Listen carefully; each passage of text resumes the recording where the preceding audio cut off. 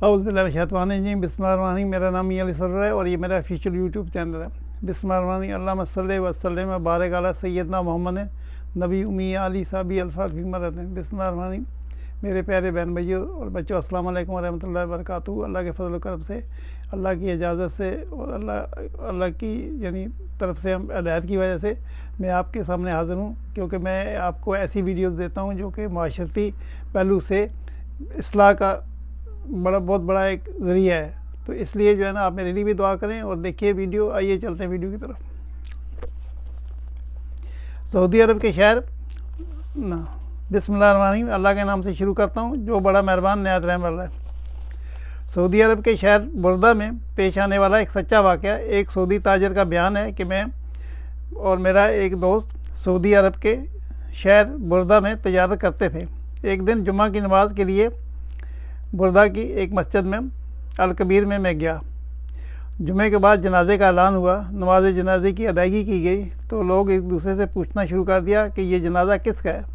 पता चला कि ये जनाजा मेरे दोस्त सऊद का है जो गुज़श्ता रोज़ इंतकाल कर गया था। मुझे सुनकर इंतहाई सदमा पहुँचा। ये कोई 22 बरस पहले की बात है। उस वक्त मोबाइल फ़ोन आम नहीं था और 6 माह गुजरने के बाद वहाँ के एक दुकानदार ने मुझसे बात की कि मरहूम सऊद के ज़िम्मा मेरे 3 लाख रियाल हैं, तो आप मेरे साथ चलें, हम जाकर उनके बेटों से बात करें। और ये बात पहले से मेरे इल्म में थी कि सऊद के ऊपर कर्जा है। चुनाचे हम मरहूम के बेटों के पास जाकर हमने बातचीत की तो उन्होंने बगैर किसी ठोस सबूत के रकम देने से साफ इनकार कर दिया और कहा कि हमारे बाप ने तो सिर्फ 6 लाख रियाल छोड़े हैं, अगर 3 लाख आपको दे देते हैं तो फिर हमारे पास क्या बचेगा। उस ज़माने में बहुत सारा लेन देन एतमाद पर होता था। चुनाचे हम वापस आ गए। वक्त गुजरता गया लेकिन हर वक्त मुझे सऊद की याद सताती रहती। सोचता रहता ना जाने कर्ज ना चुकाने की वजह से कब्र में उसके साथ क्या कुछ हो रहा होगा। एक दिन मैंने अपने प्यारे दोस्त का कर्ज अदा करने का इरादा कर दिया। इस इरादे के बाद 2-3 दिन नींद नहीं आई। जब भी मैं सोने के लिए आंखें बंद करता तो सऊद का मुस्कुराता हुआ चेहरा मेरे सामने आ जाता, गोया वो मेरी मदद का मुंतज़िर है। तीसरे दिन मैंने अपने अज़म को अमली जामा पहनाते हुए अपनी दुकान सामान समेत फ़रोख्त कर दी और दीगर जमा पूंजी जमा की इकट्ठी की तो 4,50,000 रियाल जमा हो गए। फ़ौरन मैं 3 लाख से दोस्त का कर्जा अदा किया, जिससे मुझे दिली सुकून हुआ। उस अदायगी के बाद 2 हफ्ते बाद वही शख्स जिसको मैंने 3 लाख रियाल अदा किए थे मेरे पास आया और कहने लगा कि मुझे पता चला है कि आपने अपना सब कुछ बेचकर ये पेमेंट की है। तो मैं 1 लाख रियाल से दस्तबरदार होता हूँ।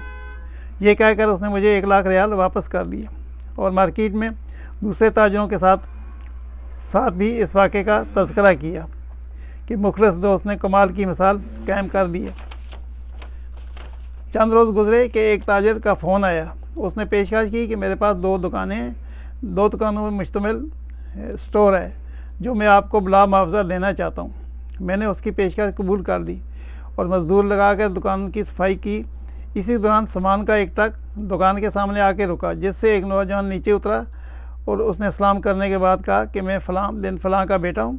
ये सारा सामान मेरे अब्बा जान ने भेजा है और कहा है कि सामान को बेचकर इसकी आधी रकम हमें लौटा देना और बाकी आधा माल हमारी तरफ से आपके लिए तोहफ़ा है। और आइंदा कि ये जितने माल की ज़रूरत हो हम सब से उधार लेकर फ़रोख्त करके पेमेंट कर दिया करना। लोग जिन्हें मैं जानता तक न था चारों तरफ से मेरे साथ उठ खड़े हुए और थोड़े ही अरसे में मेरा कारोबार 2 गुना हो गया। अल-मुख्तसर रमज़ान के महीने में मैंने 3 मिलियन की ज़कात अदा की। ये अफसाना नहीं बल्कि हकीकी वाक़या है। सैयद कायनात रहमत आलम सल्लल्लाहु अलैहि वसल्लम का फरमान है, ग्रामी है कि किस कदर सच्चा वाक़या है। जब तक बंदा अपने भाई की मदद में लगा रहता है अल्लाह ताला भी उसकी मदद करता है। मेरे अजीज़ों, जब हम सच्चे दिल से के साथ किसी की मदद करते हैं तो अल्लाह पाक इसका बदला में 2 गुना अदा करता है और जिनका भरोसा अल्लाह पर हो उनकी मंजिल कामयाबी है। अल्लाह ताला आपको ज़मीन और आसमान के तमाम आफात से महफूज रखे, आमीन। जब लालच के बाज़ार आम हो जाएं तो रिश्तों के शहर वीरान हो जाते हैं और चाहे रिश्तेदार खून के हों या दोस्ती के। मरने वाले इंसान को नहीं मालूम कि उसके लिए आपने कितने आंसू बहाए, लेकिन ज़िंदा इंसान को मरते दम तक याद रहेगा कि आपकी वजह से उसने कितने आंसू बहाए।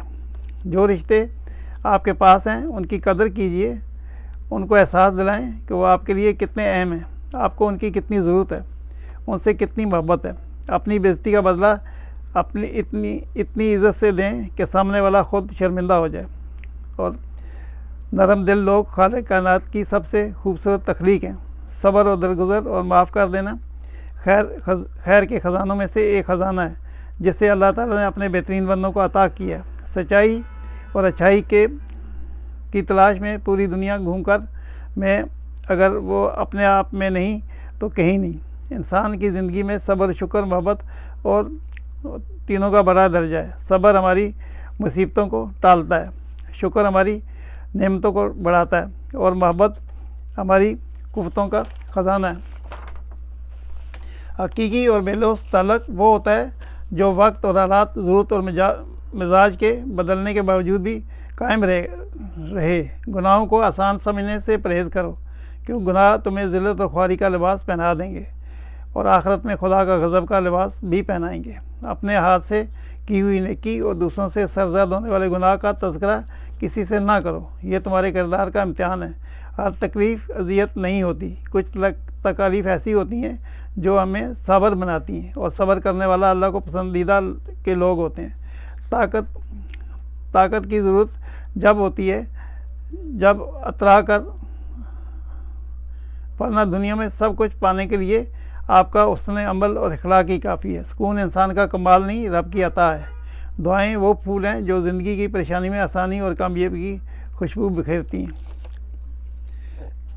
मेरे प्यारे बहन भाइयों, माफ़ कीजिएगा, प्यारे बहन भाइयों और बच्चों, आपने देखा वीडियो कितनी अच्छी है और कितनी खूबसूरत है, जिसमें कि सही आईने में दिखाया गया है इंसान किस हाल में, अच्छे या बुरे में, अल्लाह ताला में अच्छाई की तरफ ले जाए।